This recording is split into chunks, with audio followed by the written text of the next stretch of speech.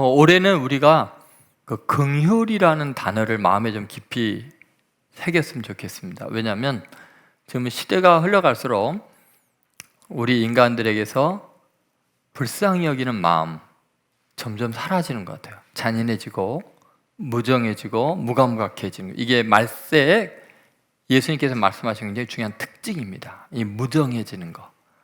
거기 더 나아가서 사악해지고 잔인해지는 그런 거죠. 그럼 이 시대의 모든 전쟁과 자연재해와 모든 악의 근원적인 문제는 우리 인간의 마음이 이 죄악으로 강팍해진 데 있습니다. 그 가장 심각한 문제는 바로 이 긍휼을 잃어버린 데 있는 거죠. 그래서 정말 근본적인 해결책이 뭘까? 이 시대에 다시 우리가 회복해야 될 것, 그것이 바로 이 긍휼입니다. 불쌍히 여기는 마음이죠. 근데 문제는 뭐냐면 우리 가운데 서로를 향한 불쌍한 마음도 잃어버렸지만 하나님께서 우리를 불쌍히 여겨야만 죄의 사함도 있고 도우심도 있고 은혜가 있는데 우리에게 가장 절실히 필요한 것은 뭐냐? 하나님의 긍휼입니다. 그러니까 우리에게 소망이 있는 건 뭐냐면 하나님이 우리를 불쌍히 여겨야 구원을 받지요. 그래서 우리가 하나님 앞에 이 시대를 향해서 내 자신을 향해서 우리의 아픈 공동체를 위해서 외쳐야 될 가장 중요한 말씀은 하나님 불쌍히 여겨 주옵소서. 하나님이 불쌍히 여기면 다 해결됩니다. 그런데 우리가 하나님께 불쌍히 여김을 받는 가장 중요한 근본적인 우리의 태도가 있습니다. 그것은 우리 자신이 얼마나 큰 죄인이며 용서받아야 될 필요성이 절박한 존재인 걸 인식할 때만 그 하나님의 긍휼이 가능하죠. 여러분, 이 시대에 가장 긴급하고 요긴하고 중요한 이야기는 바로 이 죄의식에 대한 인식이고 그 죄의 문제를 해결하는 길만이 영구적이고 가장 빠른 치유책이기 때문에 그렇습니다. 자, 9절을 보시면 온 세상이 재앙에 빠진 아주 근원적인 태도가 나와 있습니다. 자, 한번 같이 읽겠습니다. 또 자기를 의롭다고 믿고 다른 사람을 멸시하는 자들에게 이 비유로 말씀하시되, 여러분 예수님 때나 지금이나 인간에게서 가장 심각한 그 죄의 상태는 뭐냐? 놀랍게도 어떤 행위적인 죄를 지은 그거보다 더 심각한 게 자기를 의롭다고 믿는 겁니다. 자기를 의롭다고 여기는 거. 이게 죄악 중에 가장 심각한 죄의 문제입니다. 그리고 그 결과는 뭐예요? 다른 사람을 멸시하는 자들에 대해서 이야기하시는 거예요. 여러분 오늘 본문의 결론을 14절에서는 놀랍게 이야기를 합니다. 자, 14절 한번 같이 읽어보겠습니다. 내가 너에게 이르노니 이에 저 바리새인이 아니고 이 사람이 의롭다 하심을 받고 그의 집으로 내려갔느니라. 무릇 자기를 높이는 자는 낮아지고 자기를 낮추는 자는 높아지리라 하시니라. 여러분 여기 잘 보면 이 사람의 의롭다 하심을 받고 할 때 이 사람이 누구예요? 누구죠? 세리예요. 그 당시에 로마의 앞잡이 노릇을 하면서 이스라엘 백성들의 정말 피눈물을 갈취해가지고 로마에게 바치는 죄인의 대명사예요. 그래서 창기들과 동일하게 죄인의 대명사가 세리라는 존재예요. 근데 이 사람이 성전에 들어와서 얼굴을 땅에 대고 가슴을 치면서 나는 죄인으로서이다. 자기의 죄를 인정하고 납작 엎드린 이 사람이 그 당시에 바리새인은 종교적으로 가장 존경을 받는 사람들이요, 윤리적으로 율법적으로 흠이 없는 모든 사람들이 거룩한 사람이라고 구별한 그 바리새인들보다 더 의로운 사람이라고 하나님이 지금 인정하고 있다는 거예요. 여러분 이것은요 어마어마한 이야기입니다. 왜냐하면 우리는 이 땅에서 다 자기가 스스로 의롭다고 믿고 있고 다른 사람을 멸시하고 살아가는 세상에서 그런 사람들은 진짜 죄인이라는 거고, 하나님이 보시기에는 내가 죄인이라고 스스로 자각하고 인식하는 사람이야말로 세상에서 가장 의로운 사람이라는 거예요. 여러분, 이 말씀이 우리에게 주시는 것이 뭘까요? 이 세상의 희망은 어디서 나오는 걸까요? 여러분, 아무리 내 스스로 의롭다고 다른 사람의 의인이라고 인정을 해줘도 하나님이 죄인으로 인정하면 희망이 없는 거예요. 세상 사람들이 나를 멸시해도 하나님이 나를 의롭다고 하시면 거기엔 새로운 희망이 생기고 새로운 미래가 펼쳐지고 놀라운 하나님의 복이 임하고 은혜를 경험하고 위대한 삶이 될 수 있는 줄로 믿습니다. 자, 그렇다면 이 세리는 도대체 어떻게 해서 이런 일이 가능했을까요? 여러분, 오늘 본문에 하나님이요 불쌍히 여겨 주소서 할 때 이 불쌍히 여겨달라는 이 히브리어 원어는 힐라스코마이라는 단어가 쓰였어요. 그런데 이 단어는 번역을 할 때 불쌍히 여겨달라는 단어가 아니라 진정시켜주세요, 또는 화해시켜주세요, 또는 죄를 용서해주세요, 이런 뜻이에요. 속죄해주세요, 용서해주세요, 이런 거.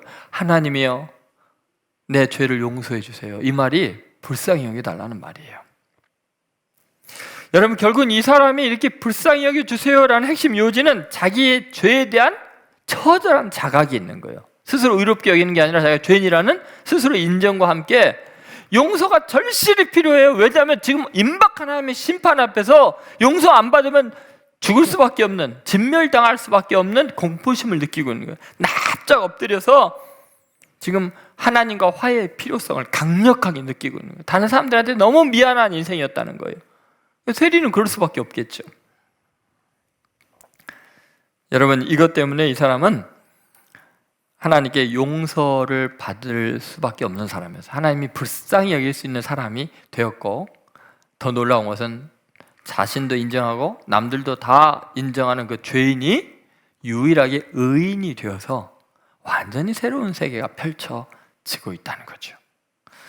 이거는요, 우리의 상식을 깨뜨리고 우리가 생각하는 종교와 철학과 윤리와 모든 것을 깨뜨리는 하나님의 놀라운 선언이 뭐냐면, 인류가 치유받고 회복될 수 있는 것은 자기가 죄인이라는 걸 인정하고 고백할 때만, 그걸 깨닫는 사람만 하나님 앞에 의로워지고 세상에 희망이 될 수 있고 미래가 보장된다는. 여러분, 2023년 정말 여러분이 하나님께 인정을 받고 의인으로 살고 싶으면 지금 내가 얼마나 큰 죄인인지를 깨닫고 하나님께서 인정하는 의인이 돼야지, 내 스스로 의롭다고 믿고 남을 멸시한다는 것은 아무 의미가 없다는 거예요. 자, 도대체 그 사람이 정말 자기의 죄를 회개하고 인정하고 불쌍히 여겨달라고 하는 그 시각은 어디에서 나온 걸까요? 자, 첫 번째는 남을 보는 시각이에요. 세리는 멀리 서서라고 표현하고 있죠. 자, 남을 보는 시각, 13절 한번 읽어보도록 하겠습니다. 세리는 멀리 서서 감히 눈을 들어 하늘을 쳐다보지도 못하고 다만 가슴을 치며 이르되 하나님이여 불쌍히 여기소서 나는 죄인으로소이다 하였느니라. 여기 보면 세리는 어떤 자세로 서 있죠? 자, 멀리 서서라고 돼 있어요. 자, 여러분, 왜 멀리 섰을까요? 누구와 거리를 두고 있는 거예요? 바리새인, 성전 가운데서 하늘을 우러러서 지금 스스로 의롭다고 생각하는 그 바리새인과 멀리 서서라는 건 왜 멀리 섰을까요? 여러분이 멀리 섰다는 것은 저 바리새인 저분은 너무 훌륭한 분이고 경건한 분인데 그분의 옆에 내가 설 수가 없다는 거예요. 그분의 앞에만 서면 내가 너무나 더럽고 추하고 매국노이고 큰 죄인이기 때문에 그분 곁에 가면 그분에게 누가 될까 봐 감히 나 같은 죄인은 저분과 함께 나란히 앉아서 예배드릴 수가 없지. 그러니까 멀리 서서 지금 그와 비교할 수 없는 더러운 죄인이라는 것을 인정하는 거예요. 여러분, 예수 만나기 전에는 내 자신이 정말 스스로 의롭다고 생각했어요. 모든 기준이 나였어요. 예수님 만나고 나서는 누구를 만나도 내가 그분 속에 있는 하나님의 거룩하심과 하나님의 형상과 하나님의 은혜를 보면은 내가 너무 초라해지는 거예요. 그래서 높이고 따르고 귀히 여기기를 바라죠. 근데 여러분, 우리가 스스로 죄인인 걸 모를 때 나타난 현상이에요. 이 바리새인들은 따로 서서는 뭐예요? 저런 죄인과는 나는 구별된 존재야. 그러니까 바리새라는 뜻이 벌써 구별하다는 거예요. 분리하다는 뜻이거든요. 그러니까 여러분, 세리는 멀리 섰고 바리새인은 따로 서는데 외형적으로는 똑같아요. 그렇죠? 그런데 내면은 완전히 반대예요. 여러분, 이것이 중요해요. 멀리 있어서 감의 눈을 들어 하늘 우러보지 못하고. 그래서 실제로 우리는 정말 자기 자신이 얼마나 죄인인가는 어떻게 알 수 있냐면, 그 진실한 고백은 다른 사람을 대하는 태도를 보면 이 사람이 진짜 회개하고 있는가, 자기가 죄인이란 걸 인식하고 있는가를 보여주는 거예요. 여러분 마음속에 누구를 멸시하는 마음이 조금이라도 있으면 그 즉시 여러분은 이미 신앙에서 이탈되어 있는 거예요. 기독교 신앙인이 아니에요. 여러분, 우리들이 왜 자꾸 갈등이 있고 사랑해야 될 사람들과의 관계가 깨어지고 가정이 어려워지고 직장에서 문제가 있냐면요, 이 말을 못해서 그래요. 감히 멀리 있어서 나를 불쌍히 여기서서 이 말을 못해서 그래요. 다 스스로 의롭다고 믿고 있기 때문에, 다른 사람을 멸시하지, 다른 사람을 존중하지 않기 때문이죠. 그것은 우리가 죄인인 것을 스스로 인정하는 거죠. 저는 오늘 여러분들이 꼭 이 깊은 영성, 인격, 이게 뭐 특별히 종교적인 굉장한 특별한 행사가 아니고, 막 금식하면서 자기를 내치는 것도 아니고, 고행을 하는 게 아니고, 다른 사람 앞에 내가 죄인이라는 것을 인정할 수밖에 없는 모습. 다른 사람을 보면 훌륭하게 보이고 그 사람 보면 나는 너무나 형편없는 죄인이라고 다른 사람 앞에서 멀리 설 수 있는 마음, 그것이 바로 하나님의 긍휼을 입을 수 있는 자세인 것을 꼭 기억하시고, 오늘부터 여러분 다른 사람들을 정말 존중히 여기기를 바랍니다. 그럴 수 있겠어요? 지금 옆에 좀 멀리 앉고 싶어져요? 자, 두 번째, 그렇게 남을 훌륭하게 본다는 것은 자기 자신을 보는 시각에 있어서 정말 자기가 죄인이라는 인식이 있을 때만 다른 사람이 높게 보이는 거죠. 그래서 나는 죄인으로서이다 이러죠. 13절 보면 그런 말씀이죠. 후반벌에 나는 죄인으로서이다 하였느니라. 근데 이 사람이 어떻게 해요? 다만 가슴을 치며 이르되 하나님의 나를 불쌍히 여기소서. 왜 가슴을 칠까요? 자기가 너무나 큰 죄인이라 도저히 고개를 들 수가 없고 두려움과 공포 속에서 자기의 가슴을 칠 수밖에 없는 거예요. 자신의 죄악과 초라함 때문에 자기의 가슴을 치면서 회개하며 울부짖는 모습이죠. 근데 바리새인들은 뭐라 그래요? 내가 저 죄인과 같지 아니함을 감사하나이다. 자기의 죄에 대해서 전혀 인식을 못해요. 여러분, 어쩌면 우리가 성령의 강한 조명과 감동을 받을 때 일어나는 현상 중에 하나가 뭐냐면, 내 자신이 얼마나 큰 죄인인가를 깊이 깨닫는 순간이 언제냐면 하나님과 가까워질 때예요. 하나님의 거룩한 빛에 가까이 갈수록 우리는 보이지 않던 자신의 죄가 보이기 시작해요. 하나님과 멀어질수록 어두운 가운데 거하게 되고 자기가 얼마나 더러운지를 몰라요. 그런데 자기의 죄에 대해서 가슴을 치며 통곡할 정도로 죄가 명확하다는 것은 빛 가운데 있다는 거예요. 성령이 충만히 임하고 감동하고 있을 때만 이게 가능한 거예요. 여러분, 우리가 거듭나는 순간이 바로 이 순간 아니에요? 자신의 죄를 깊이 깨닫고 가슴 아파하는 순간은 희망이 열리는 순간이에요. 자, 이 사람은요, 지금 자기의 가슴을 치며 자기가 죄인이라고 막 외쳐대면서 절망하고 있잖아요. 그러면 옆에 있는 사람이 이러잖아요. 나는 저 죄인과 같지 아니함을 감사하나이다. 그럼 바리새인이 어떻게 이 사람이 죄인인 거 알아요? 그 사람이 자기의 죄를 토설하니까 그걸 보면서 저런 인간과 같지 않냐면 감사하나이다. 그러면 여러분, 이렇게 손가락질 하는데 의식이 안 될까요? 여러분, 이 사람은요, 남의 손가락질 하던 말던 그것이 자기에게 지금 상처가 되잖아요. 왜요? 내 죄가 너무나 크니까. 그리고 사실 이 사람이 손가락질하는 것이 고마워요. 왜냐하면 이것만 손가락질하니까 사실은 저 사람이 알고 있는 죄보다도 내 지은 죄가 더 많거든요. 저 사람이 다 인식하지 못한 폭로되지 않는 감춰진 죄가 많은데 저 사람이 이것만 지적을 하니까 사실은 불평 없어요. 억울합니다.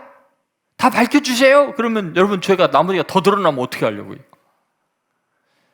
여러분 정말 자기가 죄인이라는 걸 인식하는 사람은 다른 사람의 비난 앞에서 겸허합니다. 감사해야 합니다. 맞아요. 당신이 말한 거 틀린 거 없어요. 나는 비난받아 마땅한 죄인입니다. 당신이 말한 것보다 훨씬 죄가 많은 사람입니다. 이게 진짜 회개한 사람 아니에요?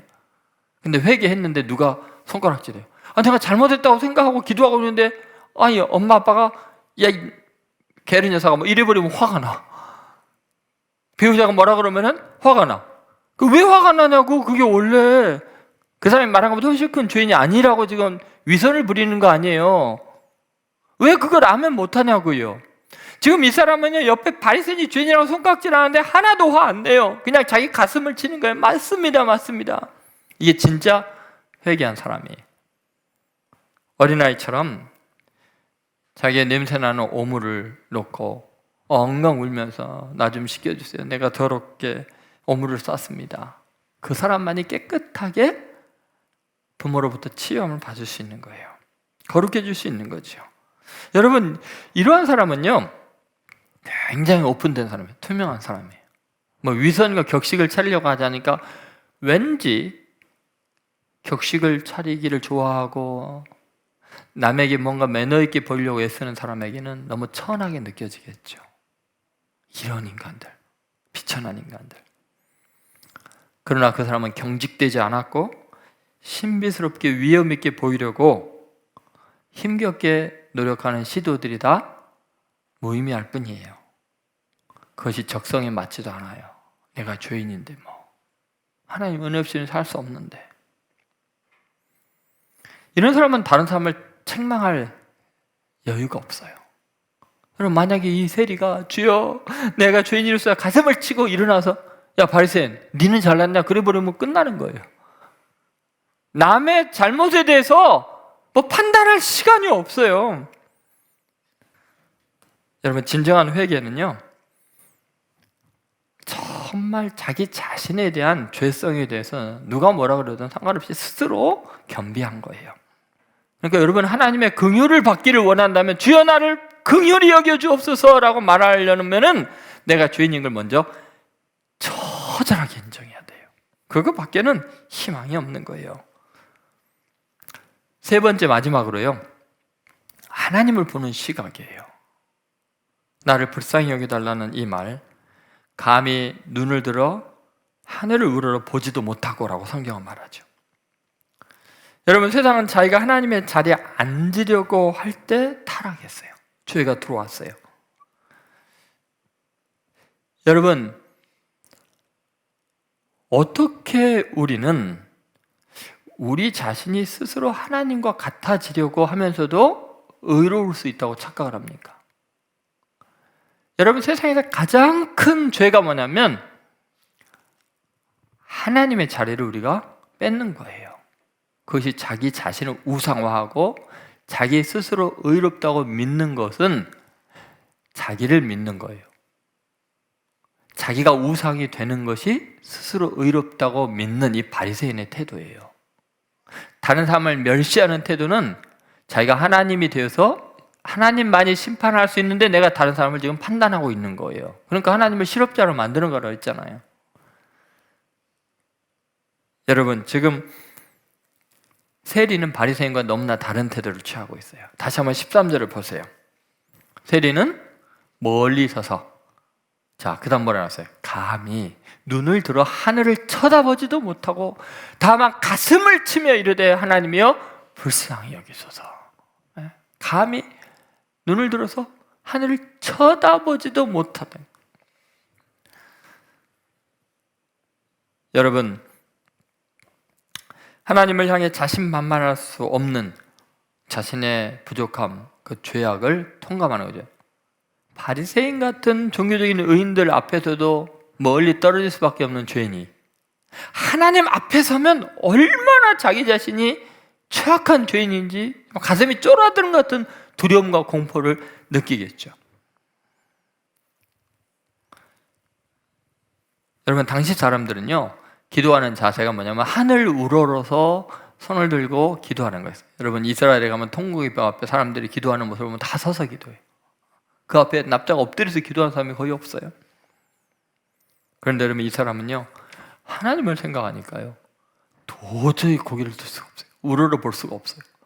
완전히 거룩하신 하나님 앞에서 납작 엎드려서 정말 돋보기로 이렇게 먹지, 시커먼 먹지를 태우듯이 자기 영혼이 타들어가는 두려움을 느끼는 거예요. 그러니까 감히 하늘을 우러러 볼 수가 없어요. 납작 엎드렸어요. 하나님 앞에서 정말 겸비할 수밖에 없어요. 그는 정말 살아계신 하나님을 지금 만나고 있는 거죠. 위선도 가식도 없이 거룩한 빛 앞에 노출된 자기의 초라하고 추하고 더러운 모습 앞에서 벌벌 떨면서 나를 불쌍히 여겨주세요. 하나님, 이 죄인을 용서해 주세요. 긍휼히 여겨주세요. 여러분, 심각하게 되새길 점이 이거예요. 자, 세리가 가슴을 칠 정도로 죄가 많은 인생이라는 건 누구나 다 알아요. 그건 객관적인 사실이에요. 꾸미고 종교적인 행위로서 내가 죄인입니다 라고 입에 그냥 달고 하는 소리가 아니고 자기도 알고 남도 아는 죄인이에요.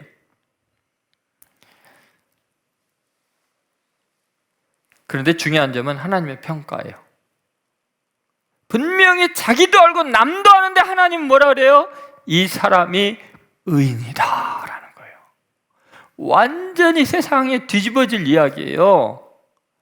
아니, 도대체 성경은 뭐를 말하고 있는 거예요? 하나님은 뭐를 외치시는 거예요? 아니, 천하가 아는 죄인인데, 매국노인데, 죄인의 대명사인데 하나님은 자기의 죄를 인정하고 하나님의 긍휼을 바라는 사람, 용서가 필요하다고 하는 사람은 바리새인보다 훨씬 어렵다는 거예요. 이 사람 많이 어려운 사람이라는 거예요. 이게 성경이 말하는 의예요. 구원이에요. 이게 바로 믿음이에요. 여러분, 다시 한번 오늘 이 시간이 여러분의 고개가 하나님 앞에 떨구어지고 내가 누구인지, 내가 얼마나 큰 죄인인지를 깨닫는 기적의 은혜가 있게 되기를 바랍니다. 오늘 이 은혜의 말씀이 여러분 각 사람의 심령을 불처럼 깨닫게 하셔서 세리처럼 다른 사람 앞에서 겸손히 자기 죄를 인정하고 스스로도 죄인인 걸 깨닫고 하나님 앞에서 두렵고 떨림으로 온전히 회개하는 역사가 있게 되기를 바랍니다. 다 내 죄입니다. 진정한 회개가 진행이 되는 순간부터 그 가정, 그 공동체, 그 국가 회복이 되기 시작합니다. 하나님의 은혜가 임하기를 시작합니다. 그래서 새해에는 저는 여러분들이 그 은혜를 경험하게 되기를 바랍니다. 근본적인 문제를 해결하고 하나님의 긍휼을 입으면 이제부터 하나님의 복이 임할 거예요. 하나님의 은혜가 뭔지를 실감하게 될 거예요. 하나님이 열어놓은 놀라운 세계 안에서 의인으로서 당당하게 위대하게 쓰임받는 복이 임할 줄로 믿습니다.